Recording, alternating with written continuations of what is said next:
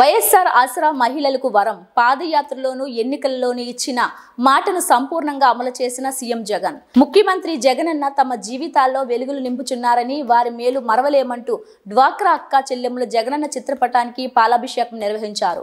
జై జగనన్న అంటూ పెద్ద ఎత్తున నినాదాలు చేశారు. ఎవరి ప్రమేయం లేకుండా అర్హుల ఖాతాల్లో డబ్బులు పడడం, సంక్షేమ పథకాల కోసం ఎవరి చుట్టూ తిరగాల్సిన అవసరం లేకుండడం, అధికారులను నాయకులను గడప గడపకు పంపడం, ఇచ్చిన హామీలన్నింటినీ అమలు చేయడం, ప్రతి ఇంటికి 3-4 పథకాలు లబ్ధి చేకూరడం వైఎస్ఆర్సీపీ పాలనలో జనం మెచ్చిన మార్పులివి. కేవలం కుట్రలతో చేతగాక వీడియో తయారు చేసుకుని వదిలేదు కాదురా. దమ్ముంటే మా బంధాన్ని చెడగొట్టేది మీరు కాదు.